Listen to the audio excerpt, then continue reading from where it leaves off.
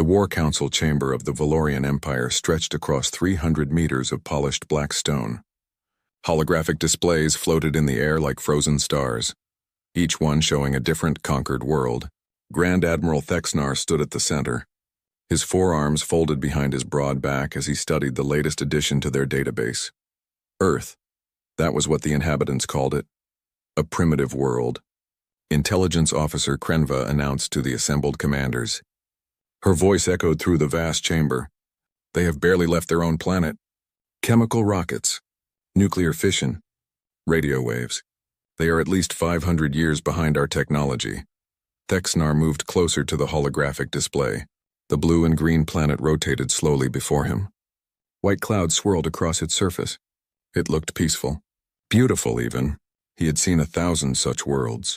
All of them now flew the banner of the Valorian Empire. Population? He asked. 8 billion, Admiral. Divided into nearly 200 separate nations. They fight among themselves constantly. Wars over resources, territory, beliefs. They have not achieved even basic planetary unity. A laugh rippled through the council chamber. Commander Zethkor, who had conquered 40 worlds himself, shook his head. They still have nations? Separate governments? How does such a species survive? They barely do, Krenva replied. Our analysis shows they have come close to self-destruction at least 6 times in the last century. They possess weapons that could destroy their own world, yet they point these weapons at each other. Thexnar had heard enough. For 3,000 years, the Valorian Empire had expanded across the galaxy. They had encountered hundreds of species. Some had surrendered immediately. Others had fought. None had won. The Valorians were the apex predators of this region of space, and they knew it. How many ships do we need? He asked. Sir, our standard protocol suggests 50 vessels for a world of this size and development level. Send 500, Thexnar said. The chamber fell silent. 500 ships was a full conquest fleet. It was what they sent to fight peer civilizations, not primitive worlds that had barely discovered spaceflight. Admiral? With respect, that seems excessive, Krenva ventured. Thexnar's eyes, all 6 of them, fixed on her. Let it be excessive. Let this world called Earth see what the Valorian Empire brings to those who might resist. We will show them overwhelming force. They will surrender before a single shot is fired. This will be quick, as you command, Admiral. The orders went out within the hour. The 7th Conquest Fleet, 500 warships strong, prepared to leave Valorian space. Each ship carried weapons capable of cracking a planet's crust. Each ship was crewed by warriors who had never known defeat.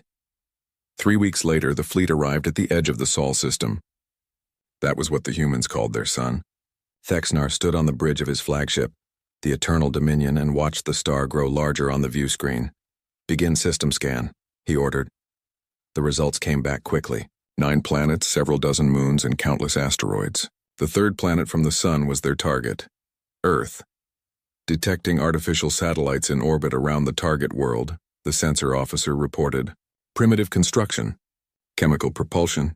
No energy shields. No plasma weapons. Admiral, they have nothing that could threaten even our smallest scout ship. Any defensive installations? A few orbital platforms mounting what appear to be kinetic weapons. Crude nuclear warheads. We could destroy them all in minutes. Thexnar allowed himself a small smile. This would indeed be quick. Open a communications channel. All frequencies. I want every human on that planet to hear this message. The communications officer worked for a moment, then nodded. Channel open, Admiral. Thexnar stepped forward. He had delivered this speech 47 times before. Each time the result was the same: fear, despair, surrender. People of Earth, he began. I am Grand Admiral Thexnar of the Valorian Empire. Your world has been selected for incorporation into our domain. You have 48 hours to surrender unconditionally. All military forces will stand down. All governmental structures will transfer authority to Valorian administration. Resistance will be met with the complete destruction of your civilization. You have 48 hours. Choose wisely. He cut the transmission. Move the fleet to Mars orbit. We wait there for their response. Far below on Earth, chaos erupted. The transmission had reached every television, every radio, every computer screen on the planet. In New York, people ran through the streets. In Beijing, emergency sirens wailed. In Moscow, military commanders received urgent orders. In Brussels, the European Union called an emergency session. The United Nations building in New York filled within hours. Representatives from every nation pushed into the Security Council chamber. Old enemies sat side by side. The American president spoke to the Russian premier on a secure line for the first time in 5 years. The Chinese chairman contacted the Indian prime minister directly. For the first time in human history, every border, every conflict, every disagreement became instantly meaningless. There was only one question that mattered now. How do we survive? We have 48 hours, the UN Secretary General said to the assembled leaders on video conference. His face was pale. We need options. We have no options, the British Prime Minister said flatly. Our militaries are designed to fight each other, not alien invaders. We have nuclear weapons, but they told us resistance means complete destruction. If we fight, they will kill everyone. So we surrender? The Brazilian president asked. We give up our entire world without firing a single shot? What choice do we have? Someone else said. But in a bunker deep beneath the Pentagon, a different conversation was taking place. General Sarah Morrison stared at the data on her screen. The alien fleet, 500 ships, each one larger than an aircraft carrier. Weapons that could burn continents. Tell me about Project Damocles, she said to the scientists and military officers gathered around the table. Dr. James Chen, head of the Defense Advanced Research Projects Agency, pulled up a series of files. Project Damocles has been running since 1962. After we got close to nuclear war, some people asked a simple question. What if the threat came from outside Earth? We have been preparing for this scenario for 63 years. What do we have? Railguns hidden in civilian infrastructure. Antimatter warheads in deep space storage. Kinetic kill satellites disguised as weather monitors. Mass drivers on the far side of the moon. Neural network hacking tools designed to infiltrate non-human computer systems. And that is just what was approved for production. We have another dozen experimental weapons that have never been tested. Morrison looked at the faces around the table. If we use these weapons, they will retaliate. Millions will die, maybe billions. If we surrender, we become slaves, Chen said quietly. Maybe forever. At least if we fight as free people. Do we even have a chance? Unknown. But Admiral, they are arrogant. They sent 500 ships because they want to scare us. That means they have never faced real resistance. Arrogance is a weakness we can exploit. Morrison made her decision. Get me the president. And activate all Damocles assets. If they want Earth, they will have to pay for it in blood. The President of the United States addressed the world from the Oval Office. His speech was broadcast on every channel, translated into every language. My fellow humans, he began, we face an impossible choice. Surrender or fight. But I refuse to believe those are our only options. We have been preparing for this day for longer than most of you know. We have weapons. We have plans. We have the will to survive. I am not ordering anyone to fight. But I am telling you that Earth will not surrender. Not in 48 hours, not ever. If they want our world, they will have to take it from us. And we will make them regret ever coming to our solar system. Around the world, people watched. Some cried. Some prayed. Some loaded their weapons. Military bases went to full alert. Civilian volunteers flooded recruitment centers. Scientists worked around the clock to prepare weapons that had only existed in theory. On the Eternal Dominion, Thexnar received the human response with surprise. They are refusing to surrender? He asked. Yes, Admiral. The message was clear. They intend to fight. For a moment, Thexnar said nothing. In 3,000 years, the Valorian Empire had encountered resistance before. But never from a species this primitive. It was like an insect refusing to move before a boot. Very well, he said finally. When the 48 hours expire, we will demonstrate what resistance costs. Target their major cities. Prepare orbital bombardment. We will burn 10% of their population as a lesson. Then we will ask again if they wish to surrender.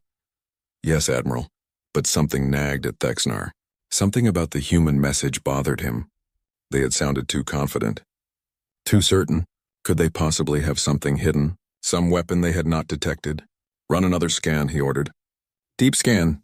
Check for any hidden installations. Anything we might have missed. The sensor officer worked for several minutes. Admiral, I am detecting some anomalies. Energy signatures that do not match their known technology. But they are faint. Could be sensor errors. Where?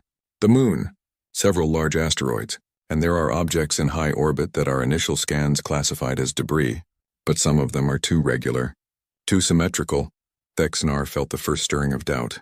Could they be weapons? Unknown, Admiral. If they are unlike anything in our database. Maintain alert status. Keep the fleet spread out. If they are stupid enough to attack, I want us ready to respond. The 48 hours ticked down. On Earth, people waited. They said goodbye to loved ones. They held their children. They looked up at the stars and wondered if this was humanity's last night. In hidden bunkers and secret bases, soldiers prepared.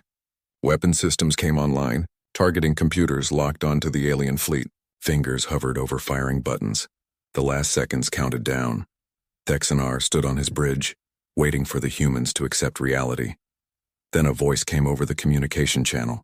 It was the same human president. We surrender, he said. His voice was broken, defeated. We cannot fight you. Please give us 12 more hours to organize the surrender, to tell our people, to prepare. Just 12 more hours, Thexanar smiled. There it was. Reality had finally set in. You have 12 hours, he said, no more. Use them wisely. He cut the transmission and turned to his officers. See, they always break. Fear is the greatest weapon. But on Earth, in a secret command center, General Morrison cut the transmission and turned to her team. That gives us 12 more hours to prepare. Use every second. When they come into attack position, we will be ready. Do you think we can win? Someone asked. Morrison looked at the holographic display showing the alien fleet. 500 ships against one planet. It should be impossible. I do not know if we can win, she said, but I know we are going to make them wish they never found us. The 12 hours passed like a dream. On Earth, millions of people evacuated from the cities. Families drove into the countryside carrying whatever they could fit in their cars, but most people stayed. There was nowhere to run, nowhere to hide. If the aliens decided to destroy Earth, no distance would save anyone. General Morrison stood in the command center deep beneath Colorado. Around her, hundreds of officers monitored screens showing data from across the solar system. The alien fleet had moved closer. They were now in high Earth orbit, exactly where Morrison wanted them. Status of all Damocles weapons? She asked. All systems are green, General. Lunar mass drivers are charged and ready. Kinetic satellites have acquired targets. Antimatter warheads are armed. Underground railguns are in position. We are ready. Morrison took a deep breath. In a few minutes, she would give an order that would either save humanity or doom it. There was no middle ground. Either the Damocles weapons would work or Earth would burn. Communications, are we still broadcasting the surrender signal? Yes, General. We are sending continuous messages about organizing the transition of power. They are eating it up. Their formation has tightened. They think we are helpless. That was exactly what Morrison wanted. For 60 years, Project Damocles had prepared for this moment. The Soviet Union had started their own version during the Cold War. China had followed. Eventually, the major powers had begun to share information. What was the point of keeping secrets if aliens destroyed everyone? The projects had been hidden in plain sight. Weather satellites that were actually kinetic weapons. Mining operations on the moon that were actually mass driver installations. Scientific research stations that were actually weapons labs. Civilian space companies that were actually military contractors. And the most important part of Damocles, assume the enemy would be technologically superior. Do not try to match their weapons. Instead, create weapons that were too simple, too primitive, too insane for an advanced civilization to expect. How much longer? Morrison asked. 30 seconds, General. The alien flagship is moving into optimal position. Morrison looked at the main screen. The alien ships formed a beautiful formation in the night sky. Hundreds of vessels, each one glowing with power. They looked like stars, like gods. They had no idea what was about to happen.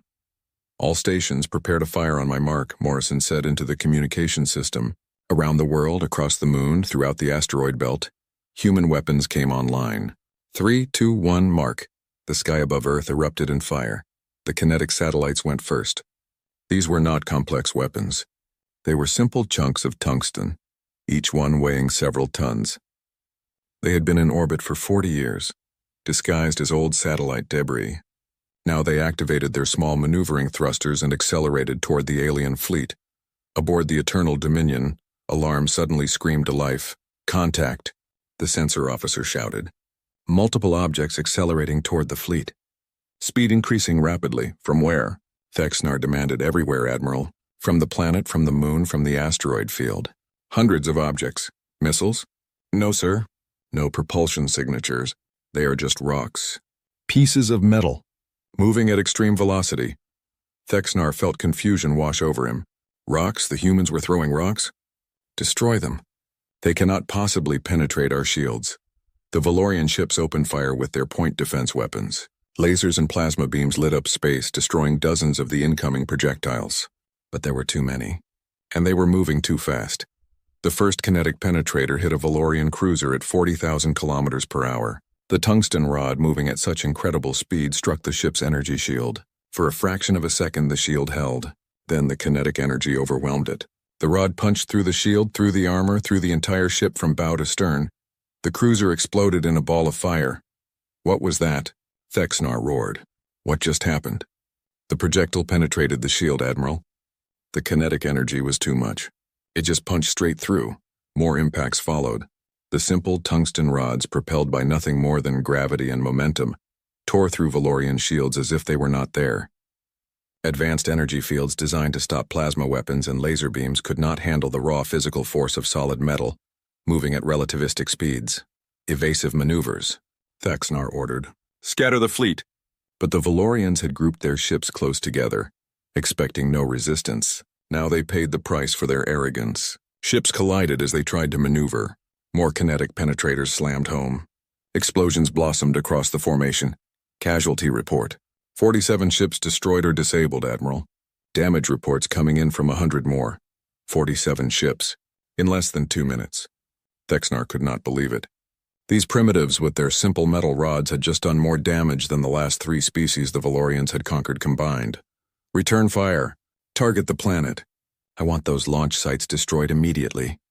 The Valorian fleet opened fire on Earth. Plasma beams lanced down from orbit, targeting the sources of the kinetic attacks.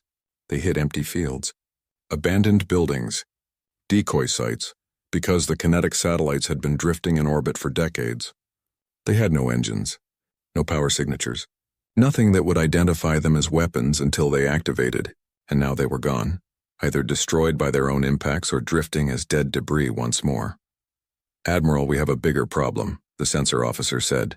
Energy spike from the lunar surface. Large energy spike. On the far side of Earth's moon, a facility that looked like a mining operation suddenly opened to the sky. Massive electromagnetic rails, each one 3 kilometers long, pointed toward the Valorian fleet. They had been built over 30 years, disguised as mining equipment and covered with lunar regolith. The mass drivers opened fire. The projectiles were not sophisticated.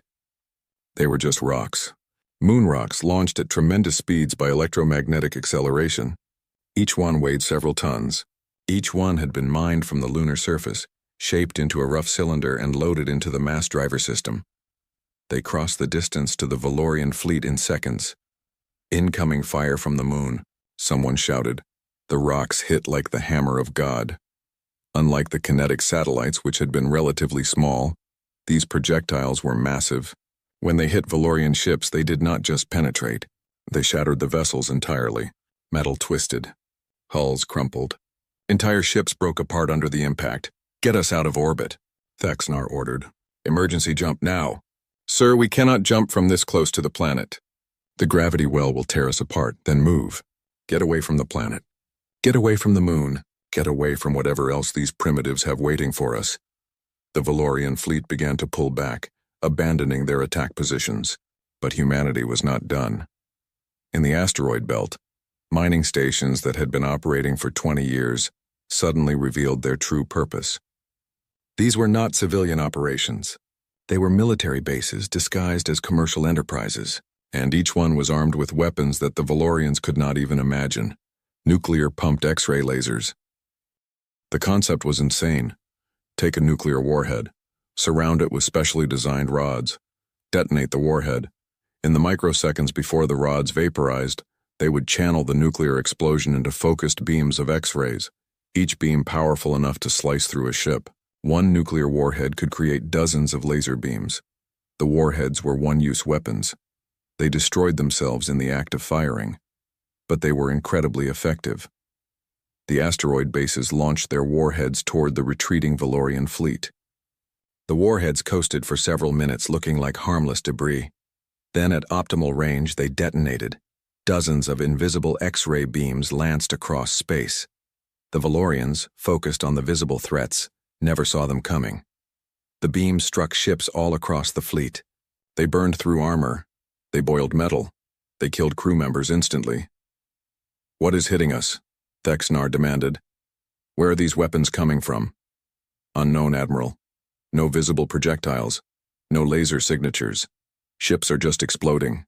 "That is impossible." But it was happening.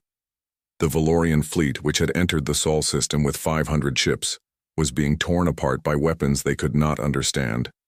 Weapons that were too simple, too crude, too impossible for their advanced sensors to predict. On Earth, Morrison watched the battle unfold. The data stream showed Valorian ships exploding, retreating, burning. It was working. Incredibly, impossibly, it was working. Casualty count on their fleet? Best estimate, General. They have lost or damaged over 200 ships. The fleet is in full retreat toward Mars. 200 ships. Morrison felt a surge of hope, but she knew this was not over. The aliens would regroup. They would adapt, and they would return angrier than before. "Launch the drone fighters," she ordered, all of them. In orbit around Earth, in hidden bays on the Moon, on stations throughout the inner solar system, the drone fighters activated. These were not large ships. Each one was about the size of a car. They carried simple rocket engines, basic guidance systems, and one weapon, a small nuclear warhead. There were 10,000 of them. The drones swarmed toward the Valorian fleet like angry hornets.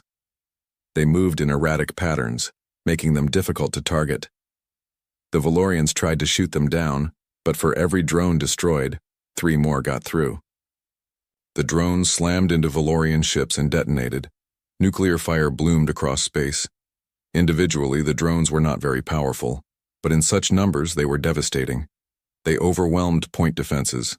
They attacked from every angle. They gave the Valorians no rest. "This is impossible," Thexnar roared. "These are primitives. They should not have weapons like this." "Admiral, we need to withdraw," Commander Zethkor said. "We have lost nearly half the fleet. We need to regroup, bring in reinforcements." Thexnar wanted to refuse, wanted to order the fleet to turn and burn the human world to ash. But he could not. His proud fleet was being destroyed by primitives with simple weapons. Weapons that made no sense. Weapons that worked. "Withdraw to Mars orbit," he said finally. The words tasted like poison. "We will regroup there and plan our next attack." The surviving Valorian ships pulled back, leaving behind the wreckage of their destroyed vessels. The space around Earth was filled with debris, twisted metal, bodies. The detritus of battle. On Earth, people watched the alien fleet retreat. For a moment there was silence. Then someone cheered. Then someone else. Within minutes, cities around the world erupted in celebration. They had done it. They had fought an alien armada and won. But in the command center, Morrison did not celebrate. She looked at the casualty reports from Earth. The aliens had managed to land some hits during the battle. Plasma beams had struck New York, Mumbai, Tokyo. Cities burned. Millions were dead. The price of victory was written in blood and fire.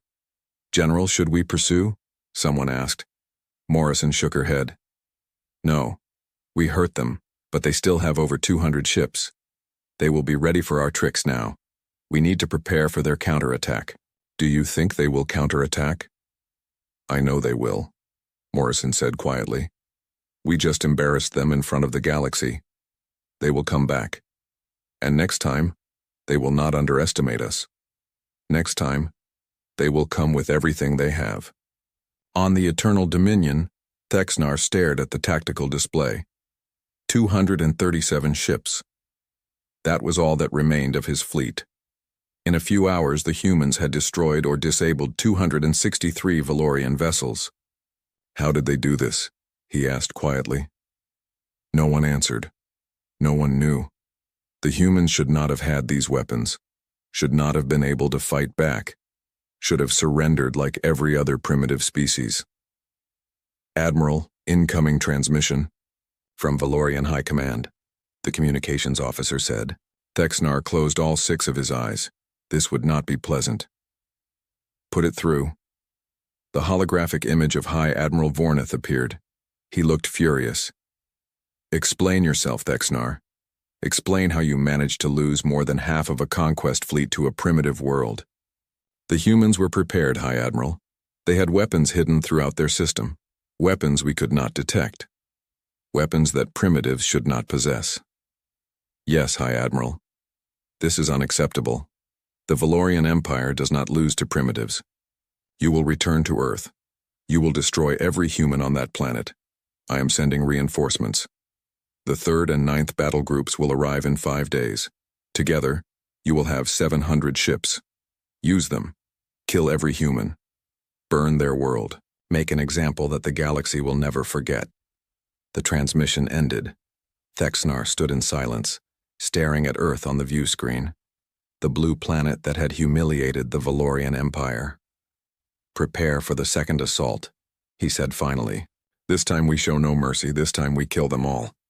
5 days passed in fear and preparation. Earth's celebration after the first battle had been brief.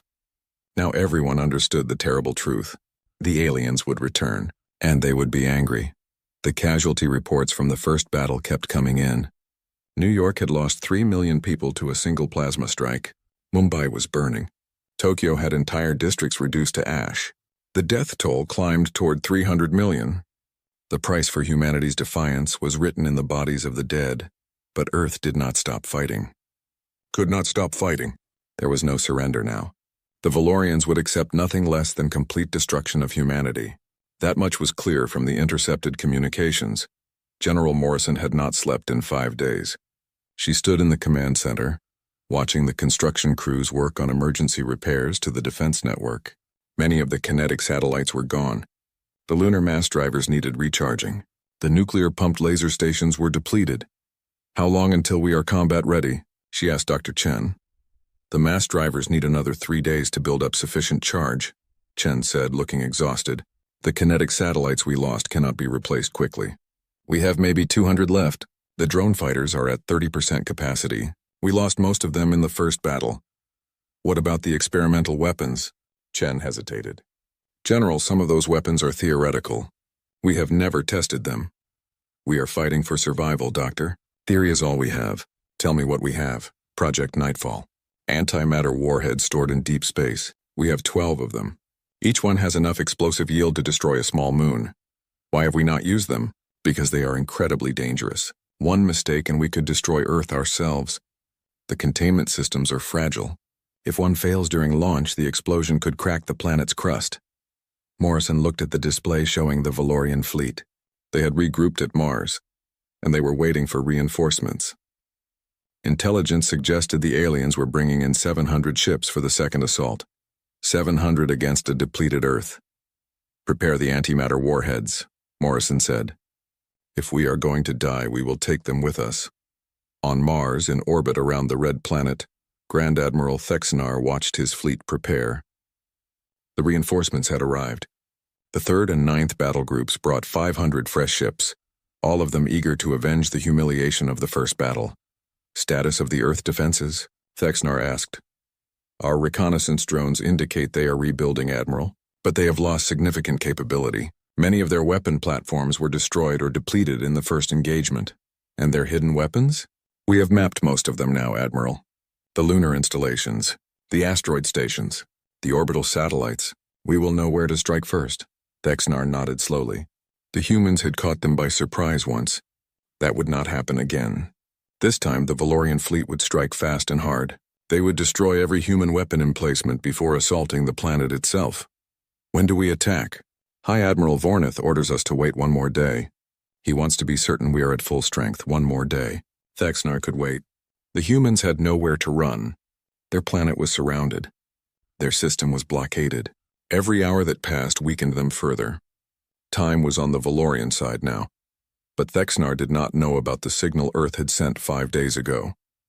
A tight beam transmission aimed at the coordinates of Valorian High Command. A message that contained all the battle data from the first engagement, every weapon used, every tactic employed, every weakness discovered, and attached to that data was a simple message.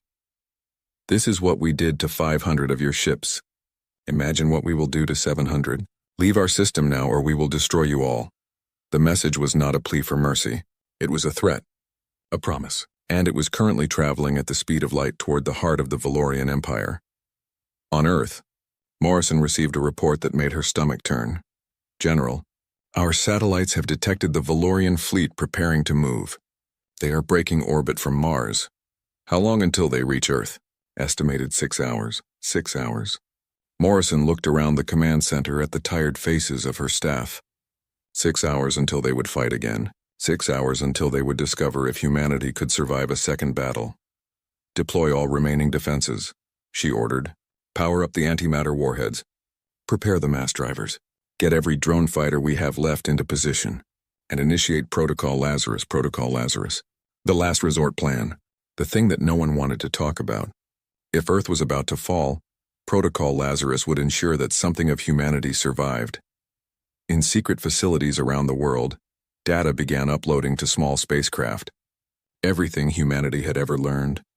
Every book ever written. Every song ever composed. Every scientific discovery.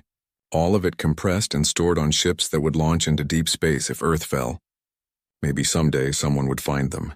Maybe humanity's legacy would survive even if humanity did not.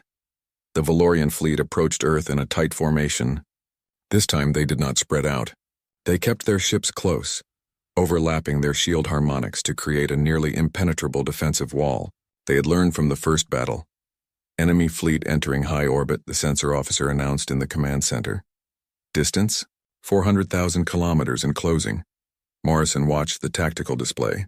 700 red dots moving toward the single blue dot that represented Earth. Impossible odds. Suicide odds. All defense platforms, you are authorized to fire at will, she said into the communication system. Give them hell. The lunar mass drivers fired first. Massive rocks accelerated to tremendous speeds aimed at the approaching fleet. The Valorians were ready this time. Their point defense systems tracked the projectiles and destroyed most of them. The few that got through hit the overlapping shields and were deflected harmlessly into space. The kinetic satellites launched their tungsten rods. Again, the Valorians were prepared. Their shields held. Only a handful of hits got through, causing minimal damage. They adapted, Chen said quietly. They are ready for our weapons now. Morrison felt the cold weight of inevitability settling on her shoulders. The tricks that had worked in the first battle would not work again. The aliens had learned. And now Earth was facing an enemy that was both technologically superior and tactically prepared. Launch the antimatter warheads, she said. All of them. Maximum dispersion pattern. In deep space, hidden among the asteroids and debris, the 12 antimatter warheads activated. These were humanity's most powerful weapons.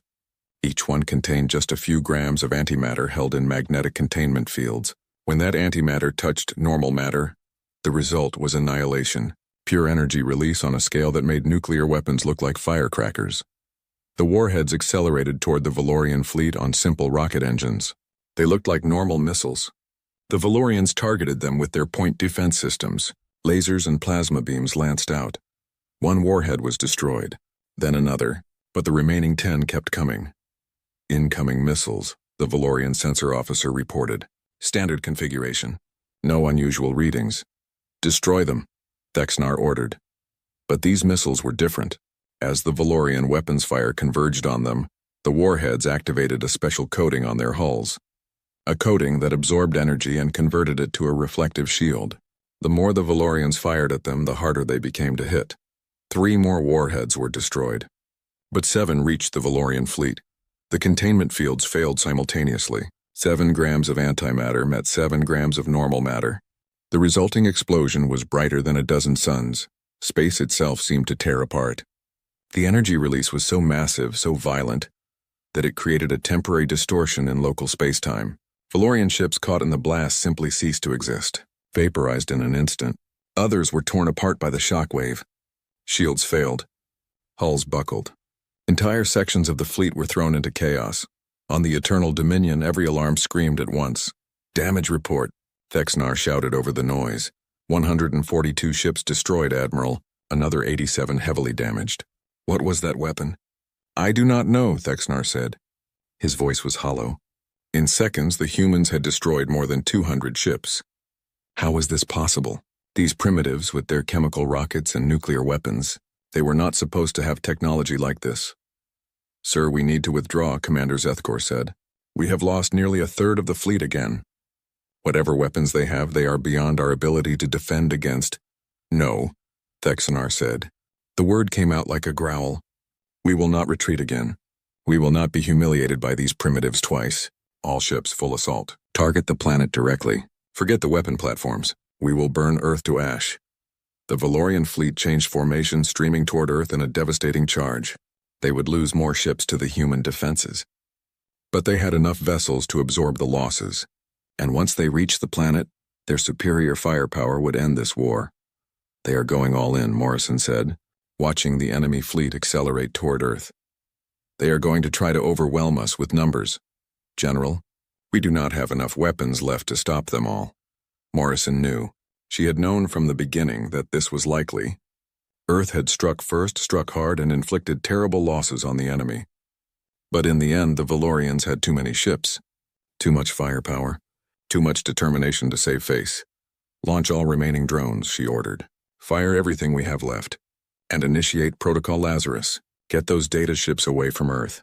Around the world, the last of humanity's weapons launched. Drone fighters swarmed toward the Valorian fleet in a desperate suicide attack. Railguns fired from hidden positions on Earth's surface. The few remaining kinetic satellites activated. Everything humanity had built, everything they had prepared for 60 years, was thrown at the enemy in one final desperate salvo. The space between Earth and the Valorian fleet became a storm of fire and death. Ships exploded, missiles detonated, energy beams crossed in complex patterns. It was the largest space battle in human history, and Earth was losing. Valorian ships began breaking through the defensive perimeter. Their plasma weapons charged, ready to burn the continents, ready to boil the oceans, ready to end humanity. Then something unexpected happened. A Valorian communications officer on one of the surviving ships picked up a transmission. It was not aimed at them. It was a tight beam signal traveling between 2 points in deep space. But the encryption was familiar. It was Valorian encryption. "Admiral, I am receiving a transmission from Valorian High Command." Thexanar, in the middle of directing the final assault, barely registered the words. "What is it?" "Sir, it is an emergency fleet-wide order. We are to cease all hostile actions immediately and retreat from the Sol system." "What? That is impossible. We are winning." "Sir, the order is authenticated. It is from High Admiral Vornath himself. All Valorian forces are to withdraw from Earth space immediately." Thexanar stared at the communications officer in disbelief. "Why? Why would High Command order a retreat when we are about to win?" "The message includes a file, Admiral. Battle data from this engagement. Apparently the humans transmitted it to Valorian High Command 5 days ago. High Admiral Vornath has reviewed the data and concluded that continuing this war would cost more than Earth is worth." "They sent our battle data to High Command? They dared to threaten the Valorian Empire?" "Yes, Admiral. And High Command took the threat seriously." Thexanar looked at the view screen showing Earth growing larger as his fleet approached. The blue planet that had cost him 700 ships. The primitive world that had humiliated the Valorian Empire twice. "Sir, the order is clear. We must withdraw." For a long moment, Thexanar said nothing. Then slowly he gave the order he never thought he would give. "All ships, cease fire. Break off the attack. Prepare for retreat." On Earth, Morrison watched in confusion as the Valorian fleet suddenly stopped advancing. The ships were so close now. Close enough that she could see individual vessels on the display. Close enough to start orbital bombardment.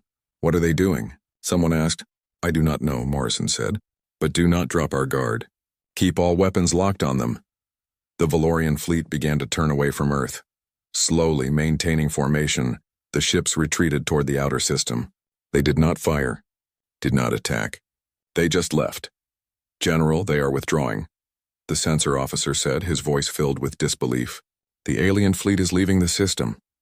Morrison felt her legs go weak. She grabbed the edge of the tactical display to steady herself. "Confirm that. Are they really leaving?" "Yes, General. All ships are on a course out of the system. They are leaving." Around the command center, people began to cheer. Some cried. Some just stared in shock. They had done it. Against all odds, Earth had survived. Morrison did not cheer. She watched the Valorian fleet disappear from her screens and felt only exhaustion. They had won. But at such a terrible cost. Billions dead, cities destroyed, Earth scarred forever. Get me casualty reports, she said quietly. All theaters. I want to know what this victory cost us. The reports came in over the next hour. The numbers were staggering. 3 billion people dead from the direct attacks and the resulting chaos. Entire cities gone. Infrastructure collapsed. The environment damaged by plasma strikes and nuclear weapons. Earth had survived, but it would take generations to recover. Outside, people were celebrating in the streets. They were free. The aliens were gone, but Morrison knew the truth. This was not the end. The Valorians had retreated, but they would remember, and other species out there in the galaxy would hear what happened here. Earth had announced itself to the universe in the most violent way possible, and the message was clear: humanity was dangerous. Possibly too dangerous to leave alone. The age of innocence was over. Humanity would never again look at the stars with wonder. From now on, they would look at the stars with weapons ready. Because now they knew the universe was not empty, and not everything out there was friendly. 6 months after the Valorian retreat, Earth was a planet transformed, not by choice but by necessity. The war had changed everything. General Morrison walked through the ruins of New York. Construction crews worked around the clock, rebuilding what the plasma strikes had destroyed. But this was not the old New York.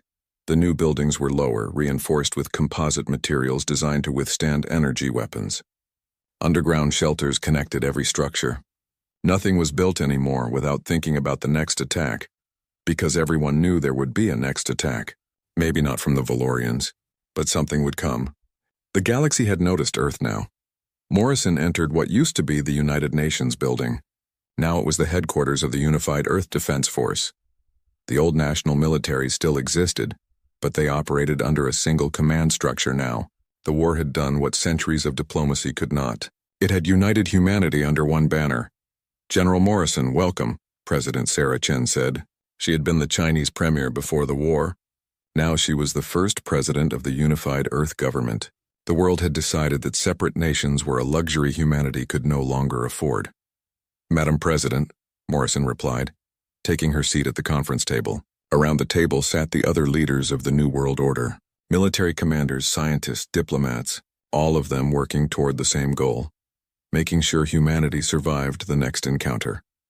Let us begin with the reconstruction report, Chen said.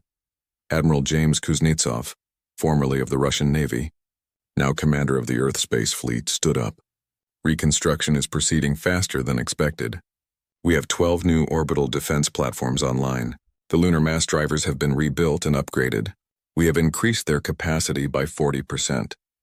We have also constructed 3 new manufacturing facilities on the far side of the moon. What about the fleet? Chen asked.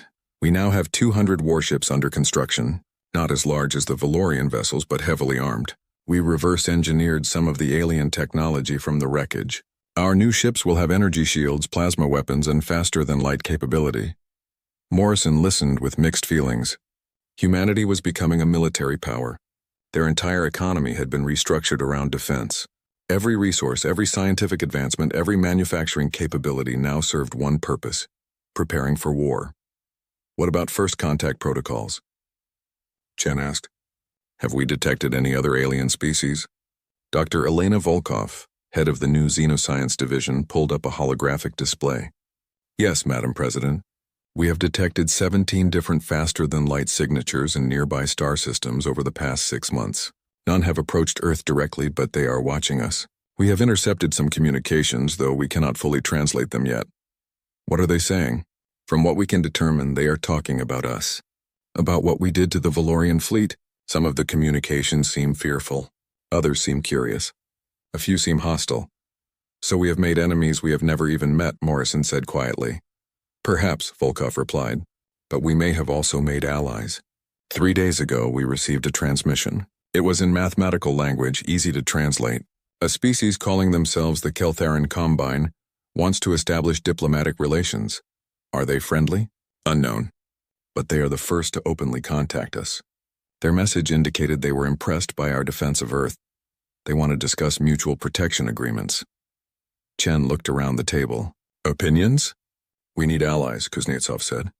We cannot face the galaxy alone. But we need to be careful, Morrison added. We cannot trust anyone yet.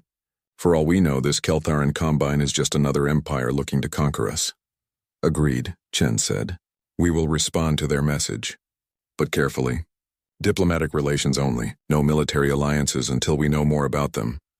The meeting continued for 3 more hours, covering everything from weapon development to food production to psychological counseling for the survivors. The war had touched every aspect of human life.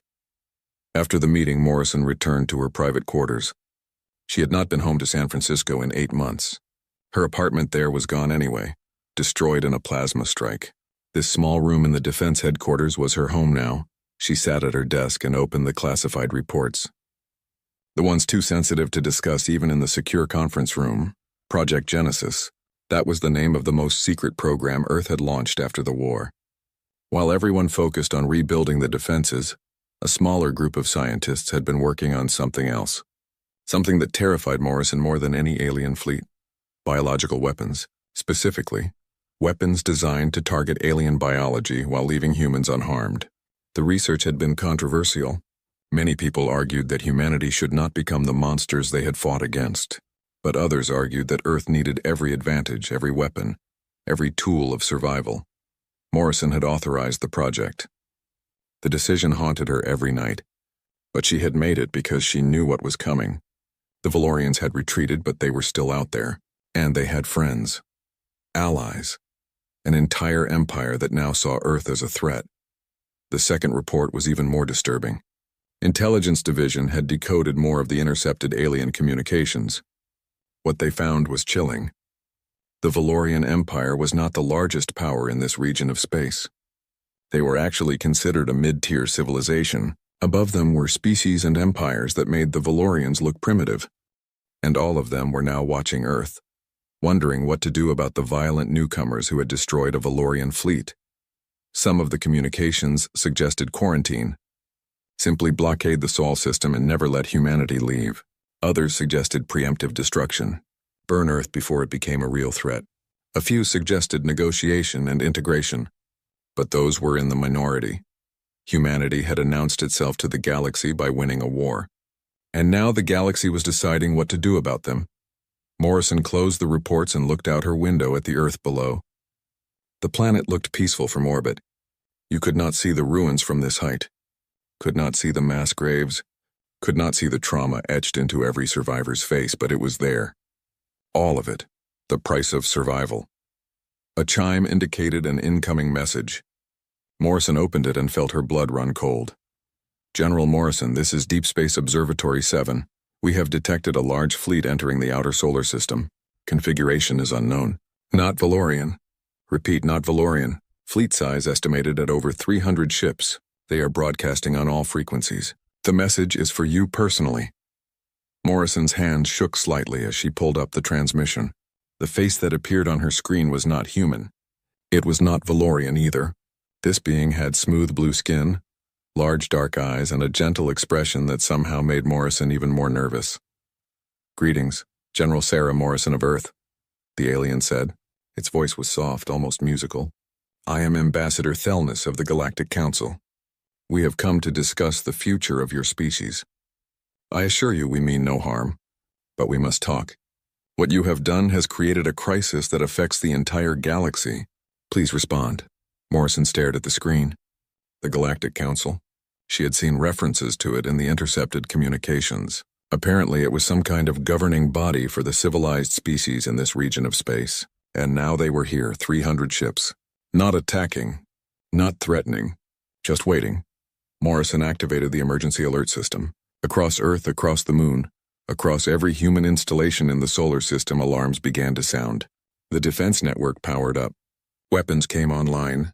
Humanity prepared for another battle. But Morrison had a feeling this would not be like the Valorian War. This felt different. More dangerous in a way she could not quite define. She opened a communication channel to the alien fleet. Ambassador Thelness, this is General Morrison. Your ships are not welcome in our system. State your intentions clearly or leave immediately. As I said, General, we wish only to talk. The Galactic Council has rules about contact with new species. Rules that the Valorian Empire violated when they attacked you without authorization. We are here to make things right. Make things right? 3 billion humans are dead. Our cities are ruins. How exactly do you plan to make that right? We cannot undo what was done, Thelnis said. And for a moment Morrison thought she saw genuine sadness in those alien eyes. But we can prevent it from happening again. We can offer Earth protection, membership in the Galactic Council, a place among the civilized species. And what is the cost of this protection? We will discuss terms when we meet. Please, General Morrison, we have come in peace. Allow us to send a diplomatic shuttle to Earth. No weapons, no soldiers, just myself and my staff. Let us talk. Morrison looked at the tactical display. 300 ships, all of them maintaining a respectful distance from Earth.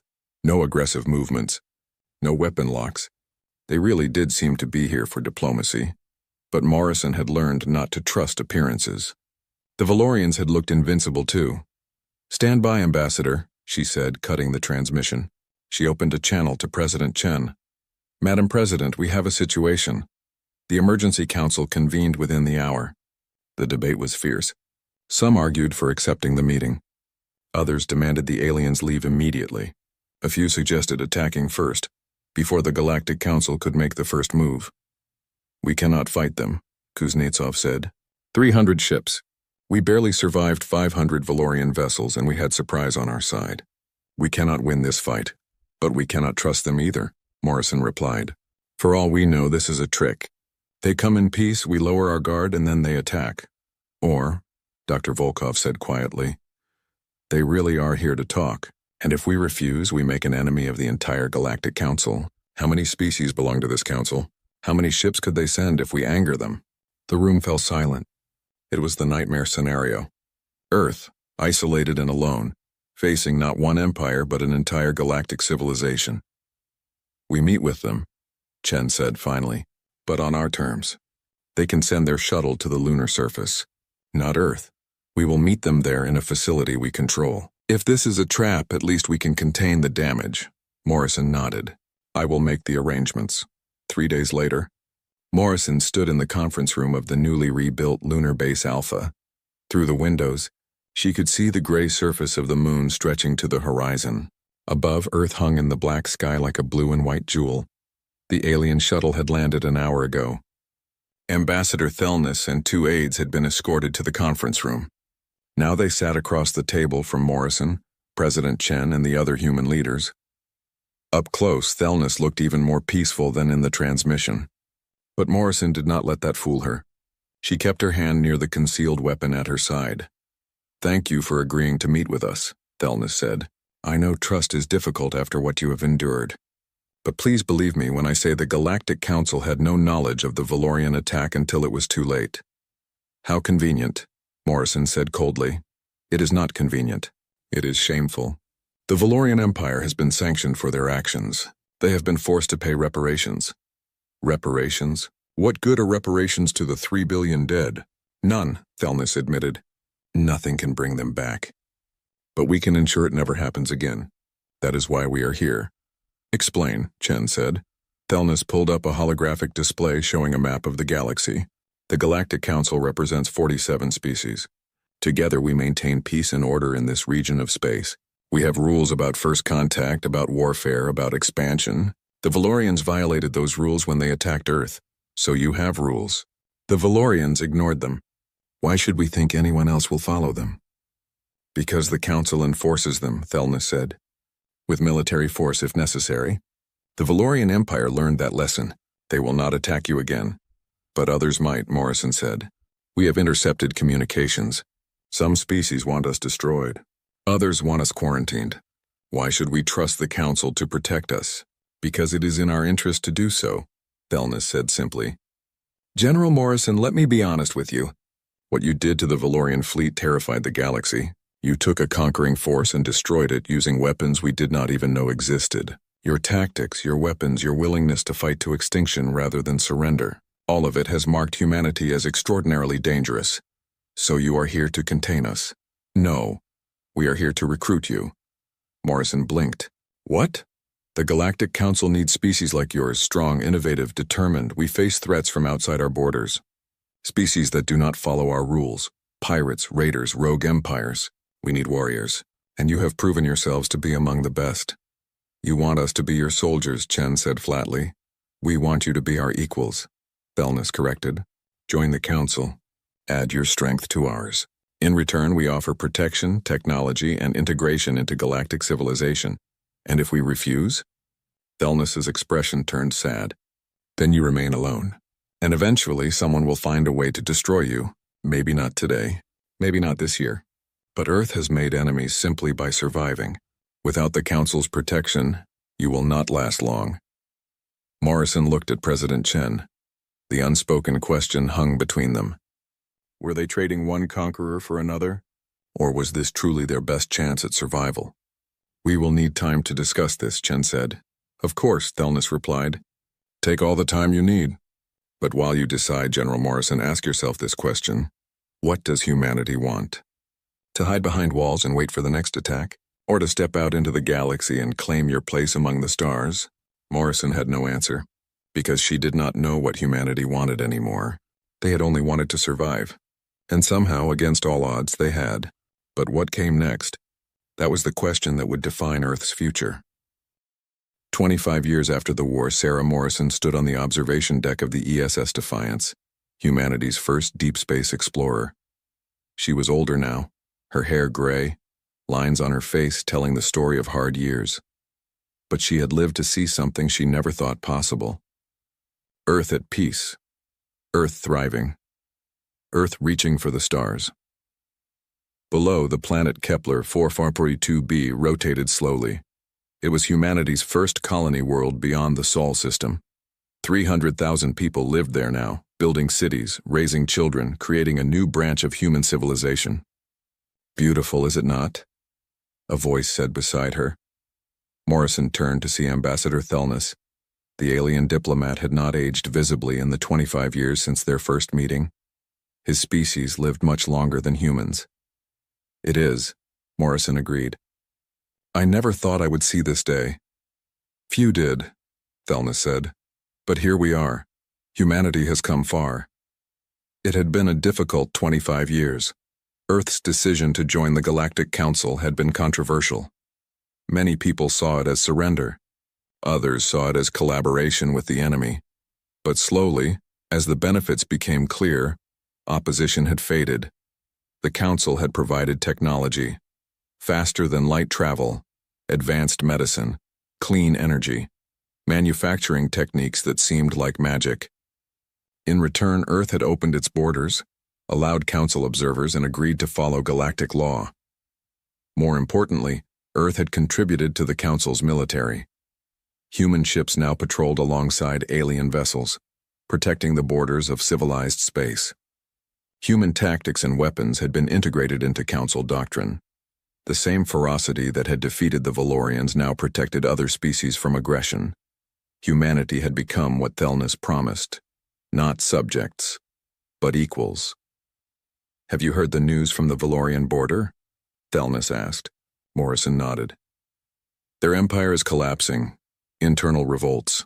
Subject species seeing what Earth did and deciding they want freedom too. Yes. The Valorians are learning a hard lesson. Fear can conquer, but it cannot hold. The species they enslaved are breaking free. Some are asking Earth for help. And will we help them?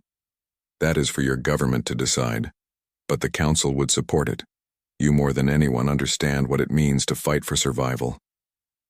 Morrison looked back at the colony world below. Humans and several alien species lived there together. Children of different species played in the streets. Humans ran restaurants serving alien cuisine. Aliens studied human art and music. It was not perfect. There were still tensions, still misunderstandings, but it was working. I have been thinking about the war, Morrison said quietly. About the choices we made. We developed terrible weapons, did terrible things. I authorized research into biological warfare, into weapons that could kill entire species. Sometimes I wonder if we became the monsters we fought against. Thelnis was quiet for a moment. General Morrison, may I tell you something? Something that is not widely known? Please. The Galactic Council has existed for 10,000 years. In that time we have encountered 234 species. Some joined peacefully. Others had to be convinced. A few had to be conquered for their own good and the safety of others. But do you know how many species defeated a council member empire before joining? How many? 1. Humanity. You are the only species to face a conquering fleet and win. The only species to force your way to the negotiating table through military victory. Every other species came to us as either supplicants or victims. You came as warriors. I am not sure that is something to be proud of. It is exactly something to be proud of, Thelnis said firmly. The galaxy is not a safe place, General. There are threats out there that the Council barely holds back. Rogue AI civilizations, hive mind species that consume everything in their path, dimensional entities that defy explanation. We need species who can fight, who have the will to survive at any cost. You have that will. Earth has that will. That is why you are valuable. That is why you are needed. Morrison looked at the alien diplomat. Are you saying the Council wanted us because we are violent? I am saying the Council wanted you because you are survivors. Violence is just a tool. What matters is the will to use that tool when necessary. Too many species in the Council have forgotten how to fight. They have lived in peace so long that they cannot imagine war anymore. But you remember? Earth will always remember. A chime sounded. Morrison checked her communicator. We are needed on the bridge. They walked together through the corridors of the Defiance. The ship was a joint human-alien design, combining the best of both technologies. Human weapons and tactics merged with alien shields and propulsion. The crew was mixed too. Humans, Keltherin, Veshinari, and a dozen other species working side by side. On the bridge, Captain James Chen waited. He was the grandson of President Sarah Chen, carrying on the family tradition of service.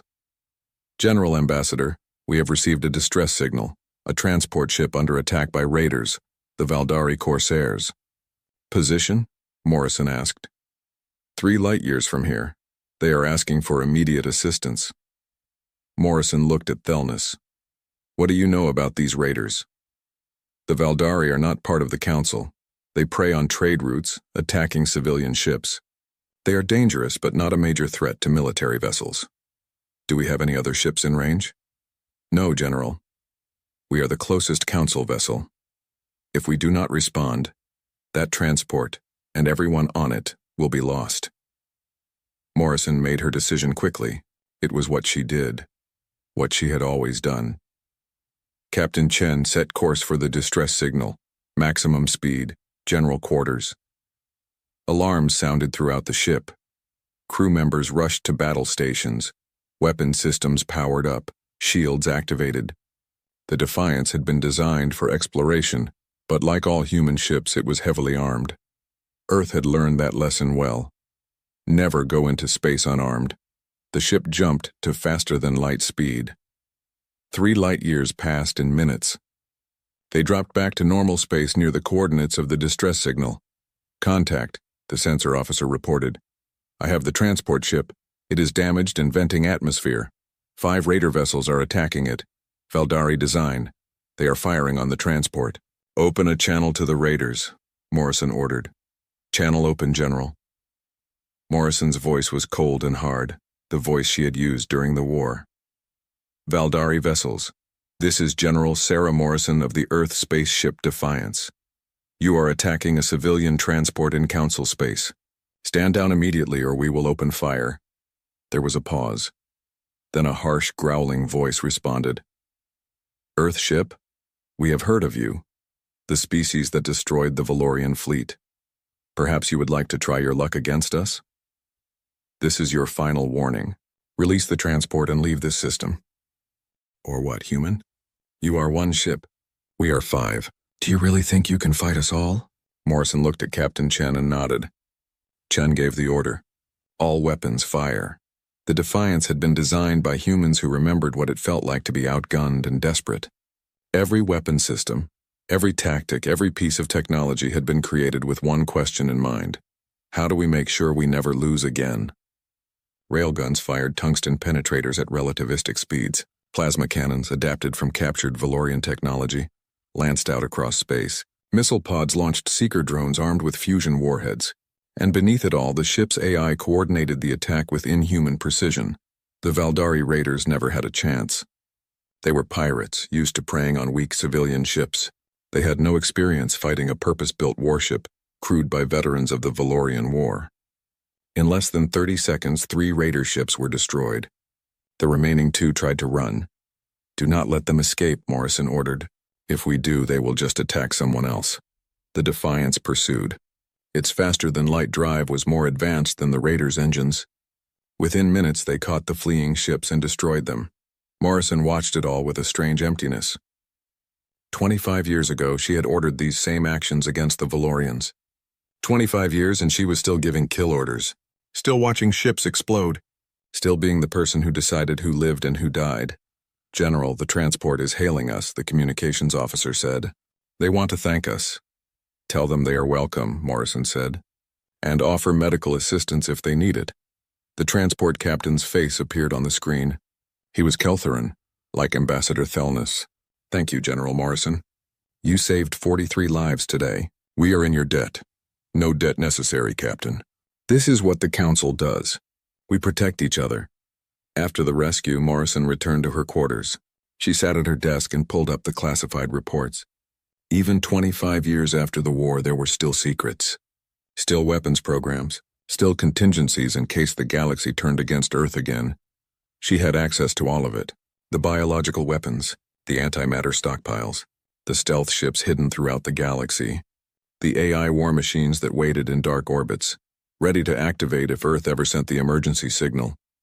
Humanity had joined the Galactic Council, but Earth had never fully disarmed, never fully trusted.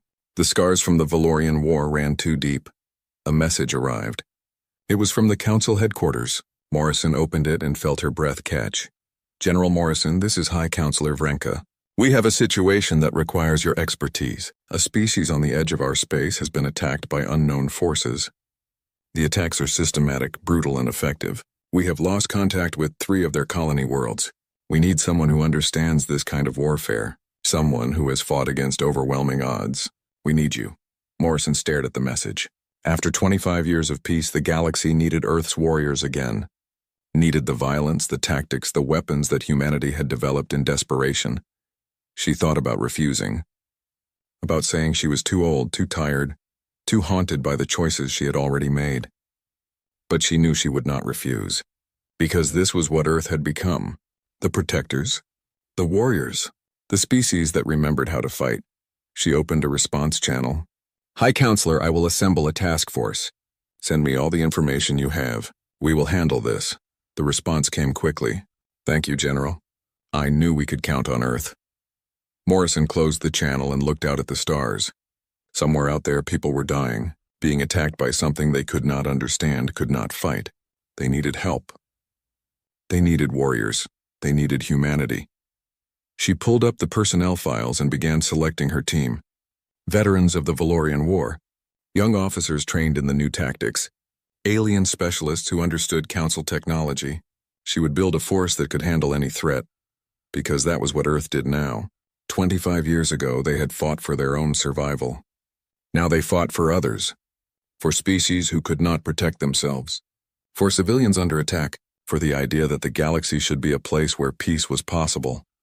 But they fought with the same ferocity, the same determination, the same refusal to surrender that had saved Earth from the Valorians. They fought not because they wanted to, but because they had to. Because someone had to stand between the predators and the prey. Morrison sent the message to her team. "Assemble at the Defiance. We have a new mission. Details to follow. Be ready to leave in 24 hours. The responses came back quickly. Every single person accepted. No hesitation. No questions. They were ready because they were human. And humans did not give up. Ever. Morrison stood and walked to the window. Below, the colony world continued its slow rotation. Children played. Families laughed. People lived their lives in peace because others stood guard in the darkness. She thought about the Valorians, about Grand Admiral Thexnar, who had come to conquer Earth and found only death, about the billions who had died in the war. about the price humanity had paid for survival, and she thought about the future. About the threats still out there, about the species that needed protection, about the role Earth had chosen to play in galactic affairs. They were warriors now, not conquerors but protectors, not destroyers but defenders. They had taken the violence that nearly ended them and turned it into something that saved others. Was it enough? Was it redemption for the terrible things they had done? Morrison did not know. Maybe there was no redemption for war. Maybe all you could do was try to make the next fight mean something. Try to ensure that the violence served a purpose beyond mere survival. She touched the window, feeling the cold glass beneath her fingers. "We did not choose this," she whispered to the empty room. "But we will do it anyway. Because someone has to." 50 years after the Valorian War, a human child sat in a classroom on Kepler 442b. The teacher, a Keltheran with blue skin and kind eyes, told the story of Earth. About the day the aliens came. About the war. About the impossible victory. "And that is why Earth is special," the teacher said. "Not because they are stronger than everyone else. Not because they are smarter or more advanced. But because when faced with extinction, they chose to fight. And they have never stopped fighting for what is right." The human child raised her hand. "Teacher, my grandfather fought in that war. He said it was terrible. That people died. That Earth almost fell." "Yes," the teacher agreed. "It was terrible. War always is. But your grandfather and others like him made sure that Earth survived, made sure that humanity had a future. And now because of them we all live in peace." "But we still have weapons," another student said. "My father works on a warship. Why do we need warships if we have peace?" The teacher smiled sadly.